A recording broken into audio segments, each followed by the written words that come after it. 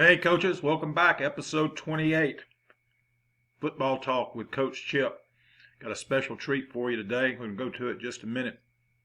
I got Coach Kenny Simpson from Southside High School out in Arkansas with his shotgun wing tee. We met a few years ago at a coach's clinic, the one I've told you about before, Roger Holmes over in Dublin, the Southeast Wing Tee Spread Defensive Clinic. Best pound for pound clinic in America, at least the best one I've been to, pound for pound. And we met over there, and then we got reacquainted through the interwebs here and through this corona hiatus that we're all going through. And I knew he looked familiar to me, and we started chatting and messaging back and forth, and I was able to convince him to come on my little old YouTube page here and share some of his stuff. It's really good stuff. It's very similar to what we do, a little bit different philosophy and approach to it, but hey, that's the way it is. You know, you can go get the same dish from two different chefs at two different restaurants, and it's the same dish, and it's going to taste a little bit different. And some people are going to like one more than the other. I like what Coach Simpson does. So without further ado, let's bring on Coach Kenny Simpson from Southside High School in Arkansas.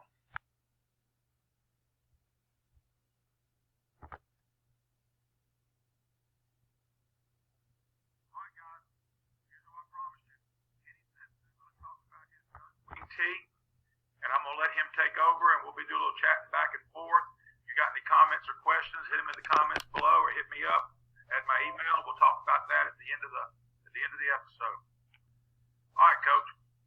Well, I appreciate you having me on, and I think it's pretty cool what you and other guys are doing to try to give guys, maybe a break from all the stuff that's going on as far as in our world today. And I don't know where people are watching from, and if you're in an area that's really heavily affected, you've got the prayers of my family. I know the other coaches around the country. So, but that being said, I think it's pretty awesome that our community's kind of rallied around this as coaches to try to help each other in the game, grow the game a little bit. And I think we're all super excited.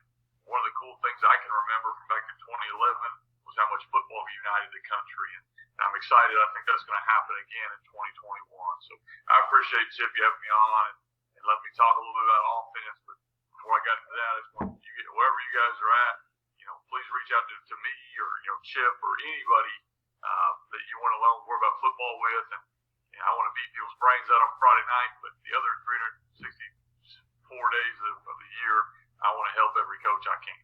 So appreciate you having me on, Coach.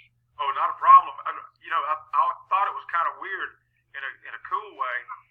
I was talking to one of our coaches. I was talking to my O-line guy the other day about doing this with you. And I told him, I said, it's kind of a unique situation. I was a wing tee guy that ended up where I am, and you were a spread guy that ended up where you are. And it's funny, we came from two opposite ends of the spectrum to wind up at about the same place. Yeah. Spectrum, running a lot of the same stuff. And from two totally, polar opposite ends. 8 years ago, we ran for over 3,500 yards on the season, running fullback, trap, and bunt from under center. And then, of course, since 16, we've been doing a lot right after I met you. And right before I met you, we started it. And we've been doing a lot of the same stuff. So, Coach, just go ahead and start talking, and I'm going to play off of you. And you tell the viewers out there, I got 350 loyal subscribers that want to hear what Coach Kenny Simpson has to say. Go ahead. Sure, man. I appreciate me on. I figured today we'll talk a little bit about philosophy of personnel and then why we got to where we got. And then I don't mind drawing on the board behind me. You got something specific, and I'll kind of walk through our positions and stuff. But you mentioned that I got here through a spread world. When I got into this, we were throwing on the field with Tony Franklin's system, and that's a good system. I'm not here to talk bad about stuff. Just like under center wing T is a great offense, or veer, or air raid. All of them are great offenses. I just had to do what worked for me. And so we were really struggling when I moved to Arkansas. We didn't have really the athletes. We had to do something different. We couldn't throw the ball. We couldn't win one-on-one matchups a lot. And so that kind of moved Tony Franklin's system, air raid stuff out of the picture, just for us. And so we had to go to something where I could consistently run the ball, but there were so many awesome things that we wanted to keep from the spread world. I became a huge RPO fan. I love RPOs. I think there's a cheat code almost for offenses. So something I wanted to keep because I'm QB run and option stuff we had run in the spread. I wanted to keep that stuff. So, but we needed to find something to give us the ability to give a team a different look. And so, in our conference in Arkansas, man, these guys are pretty sharp offensively. There's a lot of spread guys, a lot of 20 personnel and 10 personnel. So they don't see a lot of what we do. But we're rolling at them with a tight end and a wing pretty much every snap. And so, you know, I tell a lot of guys, I say, Coach, this stuff is pretty simple. It is for me. We practice it every day. But if you're practicing it for 3 days, preparing to try to handle the double handoff, buck sweep, with RPOs, with empty, with motion, and that stuff looks like chaos to the other team you're playing because they don't practice that. You know, they practice 2x2 or 3x1. That's day one install. That's we're gonna, first day we get back on defense. We're going to line up a 2x2, get our defense ready. And it won't be till probably way down the road we start handling these weird sets that we're trying to run at people. So that's how we arrived where we got. And if you're a guy who's a spread guy, even if you don't want to put everything in, I would highly recommend you have some tight end wing or 2 tight end or, you know, just different looks, heavy packages. Because now I'm a 3-4 guy on defense, and that gives us problems because we got to figure out how we're going to handle that. You roll out a big package against us, we got to prepare for that. So that's how we got what we got. You know, I know you came from the opposite extreme. So I have a lot of guys that reach out to me that are wing T guys that, you know, they're now teams are going man zero and putting 9 guys in the box. Yeah. So they got to have an answer for that. Well, that's, you know, that's where I can help those guys. I feel like I can kind of help those guys with, all right, I know the spread concepts that give teams problems. So our offense, we feel, is a blend because half of the field for us is wing T, and the other half of the field is spread. It's almost, you know, you see those guys now doing split field coverages. We feel kind of like we're doing split field offense. You know, we're running spread concepts over here, wing T concepts over here, and it's tough for a defense to prepare for that. So that's kind of how we got where we got. I know, you know, you've kind of come to this same conclusion in your path as well, and to me, I feel like it puts the defense in a lot of conflict. Well, I started doing what you do with the wing and the tight end in 16, and by 17, Coach, I didn't have any tight ends. I had like one kid that was even remotely a tight end. I'm talking about a high school tight end. I'm not talking about, you know, a Wisconsin style tight end. God forbid I ever have one of those. And so I eventually went, you know, 3 wideouts with my wing back being in tights and running a short buck, whereas you run a more traditional buck with the tight end. And that's the point. The reason I bring that up is not to say what I do is better than what Kenny does. I did it because I had no tight ends.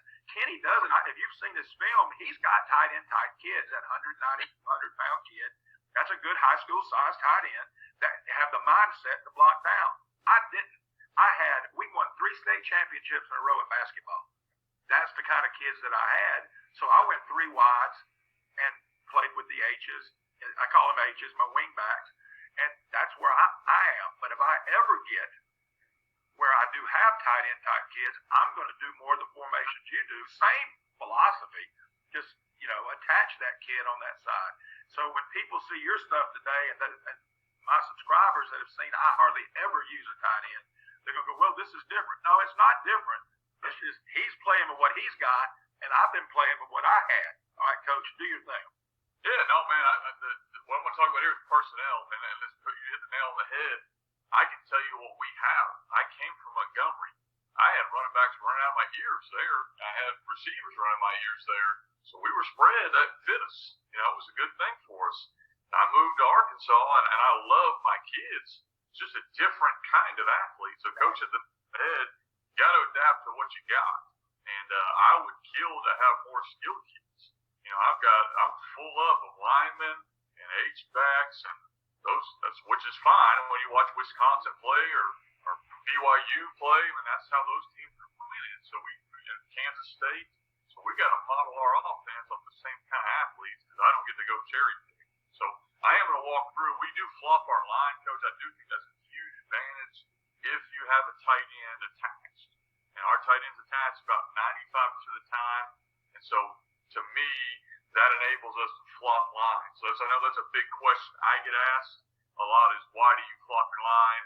we do it because I'm going to walk through some personnel reasons, but we also do it because it gives us maximum time in practice to work specific blocks. So, like our quick tackle, he's our main RPO guy. So there's times we pot up our practices, and hopefully we'll have time today to talk through some of that, but we pot up our practices where he'll end up going with the receivers because he's working spatial blocking. And where our strong tackle might weigh 340 pounds, we're never going to ask him to go do that. And so we felt it was just quicker for us to keep our linemen where they are so they can work the specific kind of blocks they make. And also it keeps our verbiage down. Like if we can avoid calling a right or a left, that's one less word we got to say. So we say buck, they know it always goes strong. We say jet, they know it always goes to the quick side. It keeps our verbiage down a little bit on our guys. So as far as just philosophy of why we flop linemen, that's one of the reasons we do it. And as I walk through kind of our personnel, make sure you don't see me here. I'll go through our line. Okay. So here's how we pick our line. So we're going to do, like I said, the strong side. You're going to include our tight end, okay, and a quick side. You're going to include our quick tackle. All right. So for us, we start our offense because we are so wing T based in the run game with our guards. To us, our guards have got to be our best player. This year, our quick guard was all state for us. He was a junior. We ran for 3,500 yards because that's the kind of team I had. Like Coach mentioned, you got to adapt to what you have. I would rather throw the ball. I know people that watch us play would think that's crazy because we don't ever throw it or very rarely. But I want to throw it. Okay, but that fit our team. Well, this kid was our best player. He does not have to be a prototypical size lineman. We prefer this guy to essentially be almost athletic enough to play tight end or play wing back for us. So usually for us, this is going to be our best lineman. We don't really care the size. If he's a NFL 6'4", 300-pounder, awesome. If he's 5'8", 210, that's fine too. He just has to be athletic enough because he's going to lead block on probably 90% of our plays. Any play going strong, he's usually pull wrapping. So he's a second-level blocker, so he's got to be athletic. Okay? Strong guard for us is the same kind of concept. He's going to pull a lot, but for us, he's going to pull kick. So he'll pull kick more than he'll pull wrap. He'll do both, but for us, he's more of that kind of super aggressive kid you have that you say, run through that wall, Johnny, and he's going to do that. You know, that's the kind of kid we're looking for here. Doesn't have to be as athletic as your quick guard, but has to go to move because he's got to get where he's going, and he's got to have the mindset, I'm going to run through that guy. We tell him, we'll allow you to ball if we get there, but you got to turn in your man part. You know, you got to go out there, you're going to go smoke people. So he's got to have that kind of aggressive mindset of I'm going to run over guys. Okay? So even for us, when you flip it, your strong guard, your kicking guard, is still your kicking guard. That's exactly what we run most of our plays. We're going to run buck. Okay, we're going to run the crisscross where he pull kicks.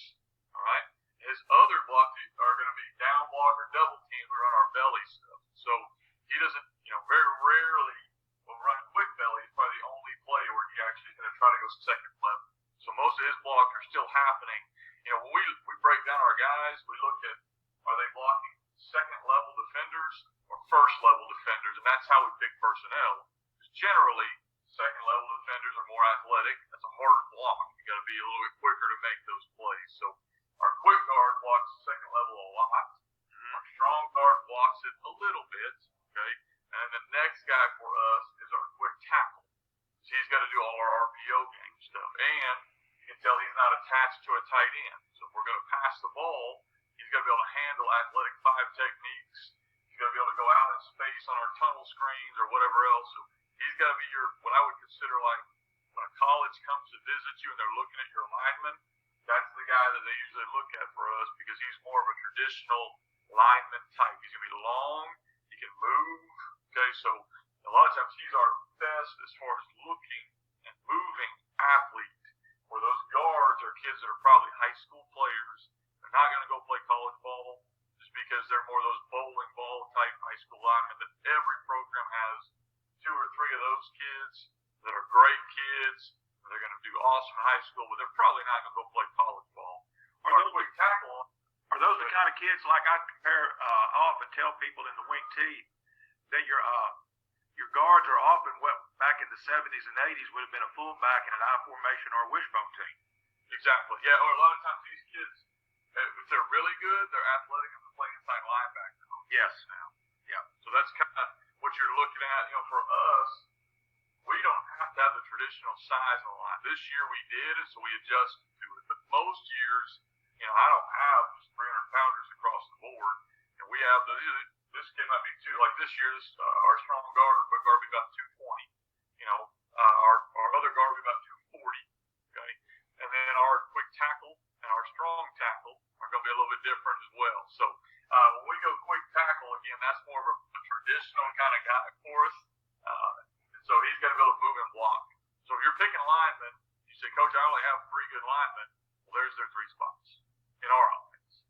And then as you move over here, Coach, strong tackle for us is usually that grinder.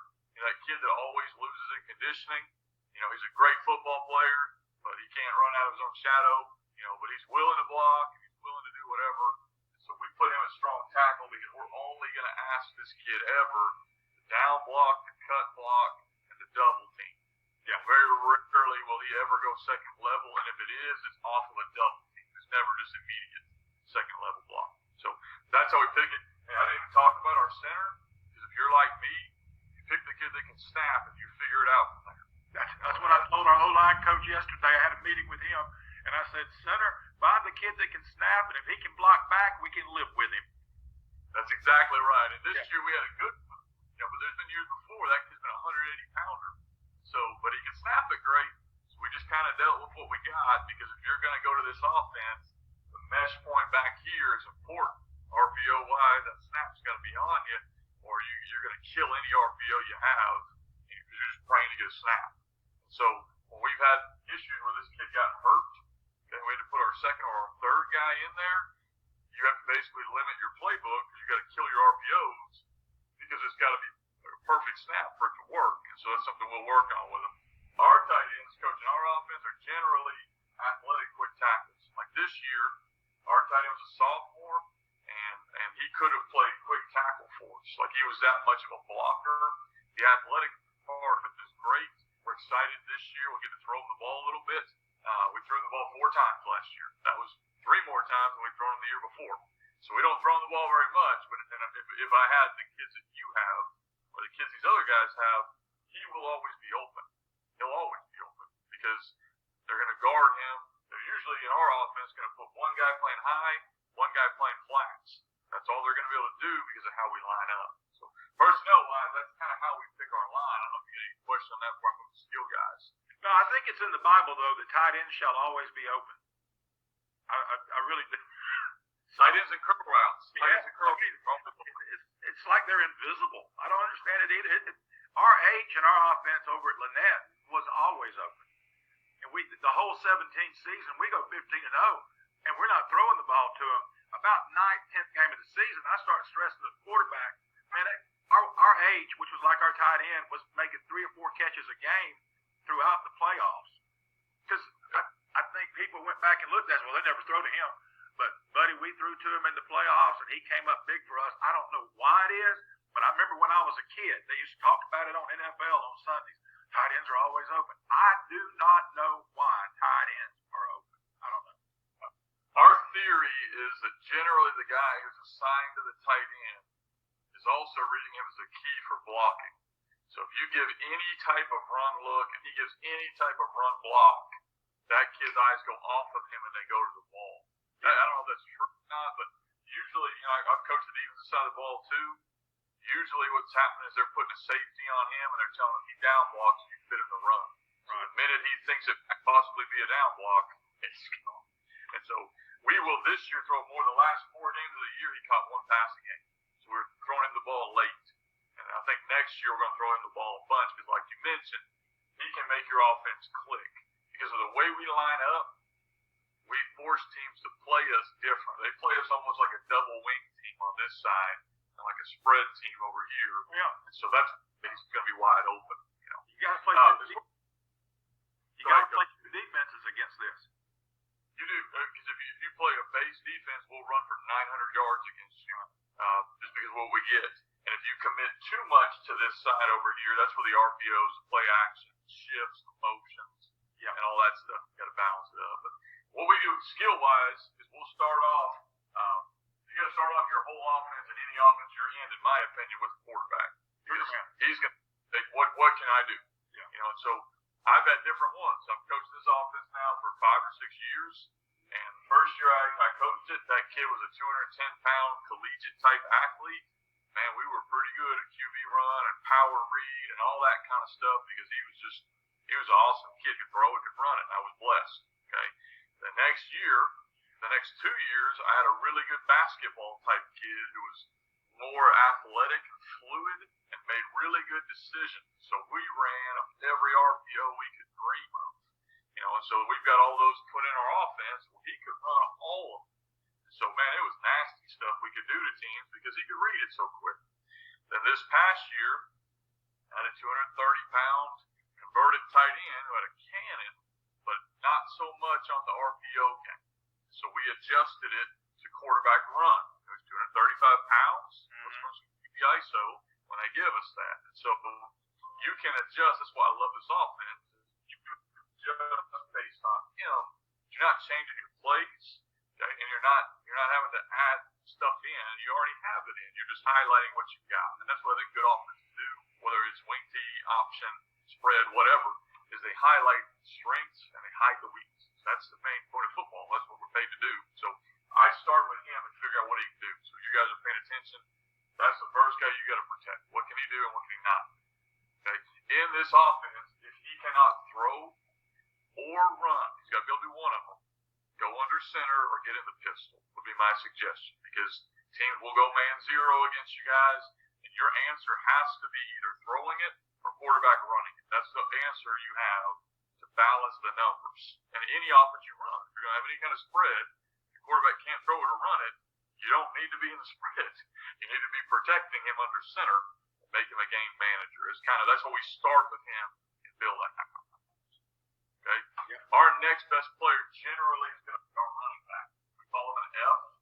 And the reason we put him there is because maybe I'm lazy as a coach, but it's easy to get him the ball. You know, so we'll adjust to what he can do. This past year for us, we had 2 kids that rotated back there. There were those 200-pound type running backs that are going to catch the ball real well, but they're going to give me 5 or 6 yards. So that's kind of what we use. Upcoming season and the couple of years before that, so some of the film guys that watch from me, this kid ran a legit 4.5. So we put him out in space, let him do his thing. You know, and so you just adjust based on him. But in our offense, you know, we can run the ball, we can split him out and empty, we can get him the ball in a lot of ways. He will touch the ball the most, other than your quarterback, in most offenses, specifically in our offense. We usually will try to have 2 kids that will rotate there. Okay? Our wing back is our B. He's typically our second running back. Typically, that's going to be our second running back because an H-back type kid, so a pure type running back. The years we were really good offensively, this kid was an all-state strong safety. So he was at 200-pound. He only ran about a 4.8, but he was kind of that extra tight end, but kind of elusive and athletic, and could catch it and could run it. Okay. This year we had a sophomore there that was converted guard. So he didn't run the ball very much, but he would block the crap out of you. So we just adjusted to what he could do well, which limited us in the passing game a little bit in our jet game. We highlighted what he did well, which is blocking. And so we ran the snot out of Buck and Belly on the strong side because that's what he did. And so you adjust on what he can. If he's a stud athlete, our offense clicks really well. We can run our jet game, our counter game, and our trips passing game a lot if that kid can play. If not, we can personnel him. So if you're at a big school where you can personnel package, we can personnel this is a big kid or an athlete. So you can personnel it if you don't have a kid that can do both. And then for us, the receivers, our X is our traditional kind of receiver. So you got that 6'2", basketball kid. That's our X. And we throw the ball with, you can catch the ball deep on your vertical shots, tunnel screens. He can catch the ball on a curl. For us this year, brand new kid, never played football. Came out this year, played football as a basketball kid. He could catch a curl route. He could catch a tunnel screen. That's what we ran. I'm hoping this year as a senior, he might be able to catch the post, catch a couple vertical routes. That will really open up our game. But he's your traditional receiver. He's not going to touch the ball a ton. So understand this is what your normal receiver. Your A, you can get him the ball a lot more in our offense because you can bring him in motion. Okay, both ways. So he's off the ball, he's a slot. He also catches a ton of our RPO game. We run a lot of bubbles, we run a lot of peak routes, we run a lot of stuff where he's going to touch the ball. If you're kind of organizing your offense, to me, we want to put the guys, our best guys, in the position they're going to touch the ball the most. So quarterback, running back, wing back, A, X, and then Y as far as who gets the most touches naturally. Now, if you're a good coach, I got to get better at it. You can structure it to get another guy the ball more. But as far as just our base plays, that's kind of who touches it the most. I don't know if that makes sense to you, Coach. Oh, absolutely. Now, you run the jet with the beat? Yes, sir. We run the jet with it. Now, we can anything in our offense is taggable. So what that means is this. If we just call jet, they know the B runs it. He comes in motion and runs jet. Well, we can tag it and say we're going to run Q jet. So now our quarterback's going to run the jet. Okay? Or we could say toss and an F jet. And so now we're going to toss the ball and let the F run the jet. Okay? So we can tag anything. We can put that A over here and bring him in motion and say H. So you can tag any player you want. That's why I mentioned early on, we can adjust to what we have as far as people without having to sacrifice the play. And once you start getting into all that, I don't want to get way in the deep end here, but you start tagging those formations on with it too, now it becomes really complicated for a defense. But here's the beauty of our offense. When we run jet, Q-belly, or belly read, which is the three plays we run to the quick side, everyone from this side, from our quick guard over, blocks the same thing. They block the same thing. So if we're running jet, belly read, it doesn't matter to them. They're blocking the same exact play. We only adjust it with our quick tackle. That's why I mentioned that kid's got to be pretty good, and we move him around, practice different blocks with him. He's got to be the adjuster, and then our receivers are blocking their own world. It's kind of like their own, we talked about earlier, this side's doing one thing and this side's doing another thing. Love it. That's structured. So, same thing with Buck. We're going to block this year. We're going to block belly. We're going to block Buck. We're going to block belly read. So you think about our linemen now. We have a counter in too. So you think about our linemen, they're going to block one concept here. They're going to block the counter. They're going to block two concepts here. So I'm not a genius, but that's four. That's all they're going to run all year. So we better be dang good at that stuff. And that's where we can structure our practice where we're working and becoming really good at that. And now we're tagging it up. And then we're taking the other part of the world over here and RPOing. So we can protect every run by running an RPO. What I mean by that is this. If they've got a stud here, an inside linebacker, we can run an RPO to pick on him. If they got a stud here at a 5 technique, we can run an RPO to pick on him. If they got a stud at a 3 technique, we can run an RPO to pick on him. If they got a stud 9 technique, we've got 2 or 3 different runs we can adjust to that will take care of him. So we're building in answers to potential problems. Because I don't know about you, but I'll see a team line up in a 3-4, and then when we start first drive, they're in a 4 because we're a different offense. So what we practice against, just throw that out the window. So we've had to start for way different looks every week. So we have to structure our practice schedule that way. So Monday, Tuesday is what we think we're going to see, and Wednesday is give me the worst case scenarios. So now we're ready rolling into a game with one-word tags. Because now that we could have said, all right, their best player is a 3 technique. Well, against us, now he's a 9 technique. So we have our built-in either RPOs or adjustments that are set on our little play sheet that take care of that stuff. So I don't know if that helps a little bit. Maybe any offense you run, I would suggest. Now, that's a great idea. And I was sitting here thinking, I said, because they're going to have to play spread one way and play more traditional defense the other way, you may see that flavor of the week sometimes. We do, yeah. Because we do. The old saying among coaches is, if you can't be better, be different. And this is definitely different because they have, from a defensive coordinator's point of view, this could be a nightmare. You almost have to draw a line right down the midline of the center and the quarterback. It's okay over here. And a team that doesn't normally flip, because you flip, they may need to flip. Yeah, they do need to flip. If you think about it, if you're a 3-4 team Do you have two outside linebackers you trust playing a 9 technique against Buck? I don't have that. And so I didn't even get into. I mean, we're not crazy with formations. I know there's some guys that are crazy with formations, but what we have found is we do want to have answers, so we will shift. We'll line up here and shift here for those reasons you mentioned to put you in conflict. We'll do some formations, but my thought is this: we're going to run about 5 or 6 formations the first 2 drives. Once I find the formation that you don't have a good answer to, we're never coming out of that until you answer it. And so I'm an old school basketball coach. At Madison Academy, I coach basketball. And I was that guy, we're going to throw it in the post, and if Dio scores a layup, the next time in the court, we're going to throw it back down to the post. So that's kind of how we operate calling our offense is, if we line up in this, and you don't have a good answer to Buck or Belly, I'm not going to let you off the hook by calling a different play. We're just going to call the same thing over and over and over until you adjust. So that's kind of where we came from, because we feel like, this is where the wing T part of me comes out, and probably you as well, we feel like we have an answer for everything you do because it's all series based. If you do this, we do this. If you do that, we do this. The only thing we've done different is we blended the RPO world into the same mindset of, we don't run random RPOs because they're cool. We run RPOs to answer problems. Like, we can't block this inside linebacker. Let's run our RPO to answer that. Okay, we can't block this 4-eye making a tackle down the heel line. Let's take that RPO. And I've taken them from different guys. The Montana guy gave us the steal concept one. It's awesome. Pat Murphy, look him up. He's great. We took that from him. We took the little stick concept from the spread team. So we're running that little stick RPO. We took that from them.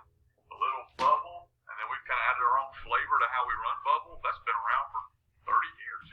We've tagged it all together and made a nice little bow on it so that for me, because I'm a simple guy, I know what to call against different looks. Do you ever run trap with your quarterback? We have played with it. We've not been good. We've tried to go. We've run some read stuff, some power read stuff. That's been okay. We've run some Q belly. That's been okay. We've had a hard time with the timing on Q trap, but that's how I would run it. We would flash the F and run the quarterback on trap, and I've seen some guys have success. So I'm not telling people that are listening, don't do that. Right. Just to me, it hasn't worked really well for us. I always had trouble running trap out of gun to the running back because it doesn't tie them up as well, and they can scream it off the edge and make the play. Now, you said power read. When you run power read, you're talking about the power read, the sweep read? We've run the sweep read. We're going to go this year to running it both ways. Because here's what you're going to have, and if you're in this kind of offense, here's where we see people put their best players and where we got to have answers to. Okay? They're going to put a stud right here or here, somewhere in here, and they're going to put a stud right around your tight end. Yeah. So to blow up Buck and to blow up, they're going to put, and they may put 2 of them out there depending on what they're wanting to stop. So we're going to run Q belly read here. So we're going to read the 5 technique, and then we want to run it over here where we read that kid. So I need an answer for, all right, now we're going to arc release your kid. How's he going to handle that? You've been teaching him all week to play blow up the buck, blow up the belly. Now we're going to arc release him. We'll run sweep if you squeeze. And so it's just how can we tie things to give us answers? It's kind of the idea. And we haven't run it the last couple of years because I haven't had the quarterback to do it. This year we have a really good athlete back here. I think he'll be able to run the ball a lot for us. I like it. I like it a lot. I got to look at Coach Simpson's stuff last weekend, and it's outstanding, y'all. You can find him at fbcoachsimpson.com, or you can just Google Kenny Simpson, probably. You can, big time. What'd you do? What happened when you Googled yourself, Coach? Probably some rap artist from the 70s. I don't know what you're going to find. You better be a football coach and make sure it's me. I've tried. Here's my thought process on this, and I know you're doing the same thing, Coach. We've both been around so long. A lot of coaches are like, why are you putting it all out there? Man, you watch film, you're going to see this stuff. It ain't like it's a secret. And I've been around before where coaches were scared to share their secrets. There is no secret sauce. Whether you run spread, veer, or whatever, it's not like I can't turn the film on and figure out what you're doing. And to me, I've started packaging it up. Because right now, you and I have a lot of time. We have a lot of time. Yes. So I'm not going to have a lot of time in August when that young coach might need or let's put it on my YouTube, or let's put it on this site. So, Coach, I'm not trying to be too rude, but I get about 40 to 50 calls or texts or messages a day right now, which I have time now to answer those. I'm not going to have time to answer those in August or maybe in July when we're scrambling to get ready.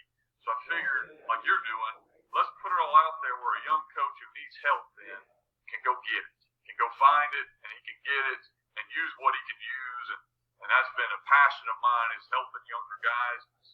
Everything I've got from other people. And we've got something going pretty good here.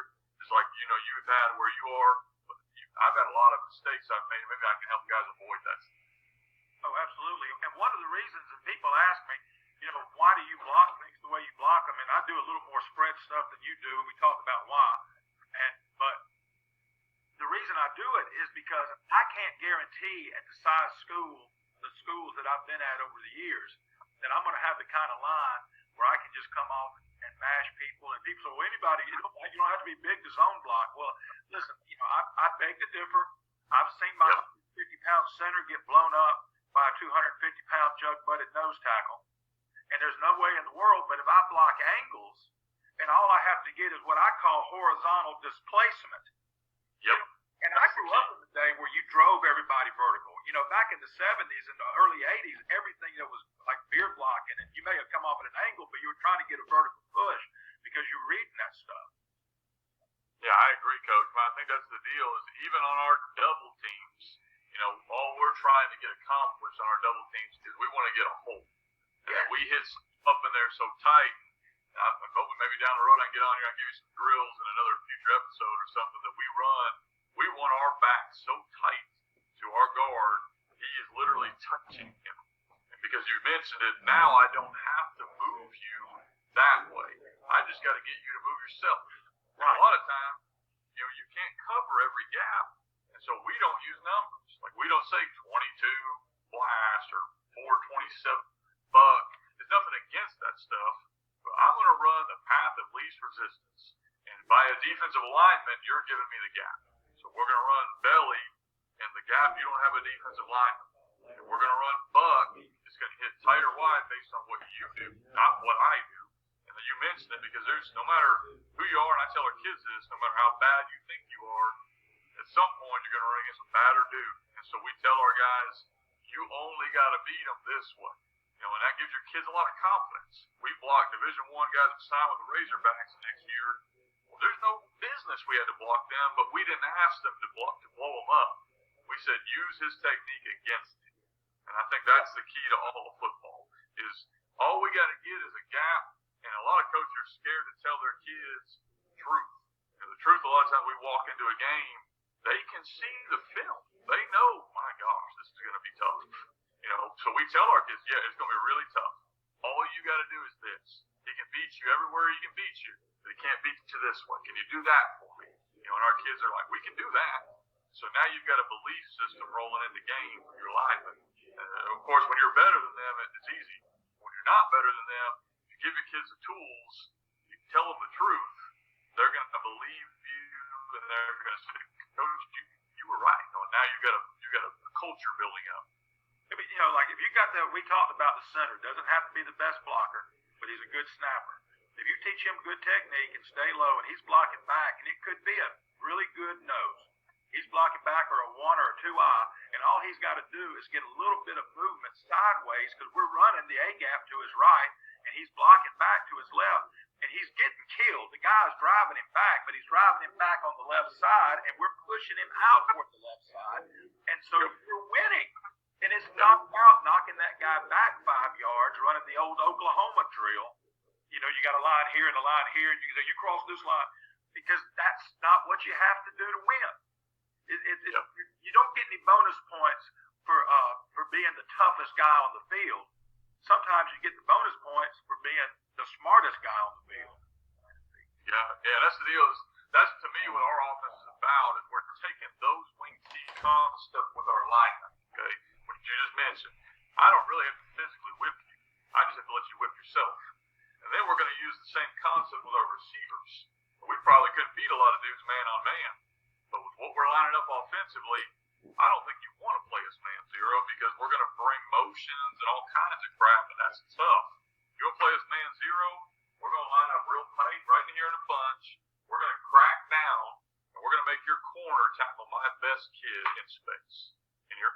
usually don't like guards pulling at them while all that's going on. And so this, to me, has kind of become a good answer for us because spread teams answer for man, and you got to beat that guy.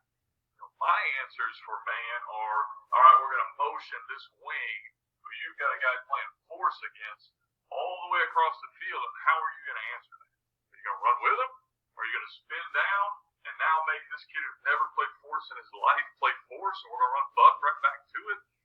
So that's our answer to man is motions, shifts, trades, and now your eyes are all over the place. Because those guys are used to looking at one guy, but how many times from one side of the field to the other, are you seeing that? And so, or go empty. Fine, we'll go empty. How are you going to cover my running back? Who's our best athlete? You're going to put a linebacker on him? And so it gives you different answers. That's why we love this offense. It's the same thing. I don't have to be your corner with my receiver. Your corner might be better than my receiver. But I can beat your inside linebacker, or I can trick your other guy, or I can, so there's just different answers you're building in, like the wing T concept. But now I'm doing my skill kids. Right. Well, Coach, I'm going to close this episode out, but this has been great stuff, and we're going to do it again. Yeah, I love it. We've got the time, and who knows, 10 years from now, some young coach that right now is probably 15 years old playing, waiting for JV football to get back started, is going to be looking at this and going like, so why do those coaches have so much time? Yes. But I enjoy what you do, Chip. I really think it's cool that someone like you is spending the time to invest in the next generation of coaches. And another thing I want to give a shout out to is these young coaches. They can do anything they want with their free time. They could go play Xbox, they go hunt, they can do whatever they want to, and nothing of that is wrong. I've been amazed by how many young coaches have reached out to me and wanted to get better at their profession.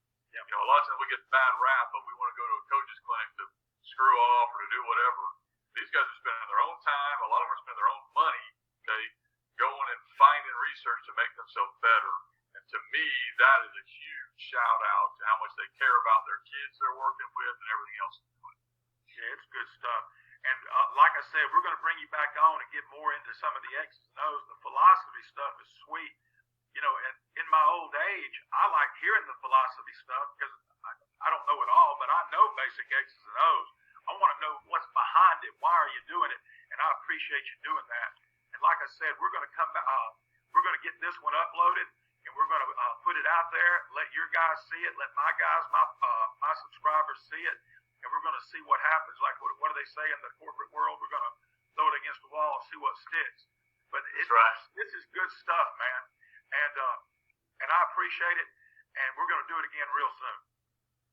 All right, coaches, there you have it. Kenny Simpson from Southside High School in Arkansas and his shotgun wing tee. You can catch him on YouTube.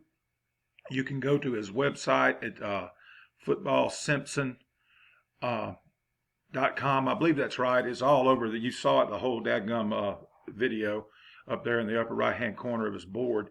You can hit me up down below in the comments.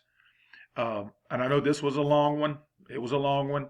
But I want to let the man roll. And by the way, if y'all didn't figure it out, some of the video pixelization and stuff like that was because we were Zooming.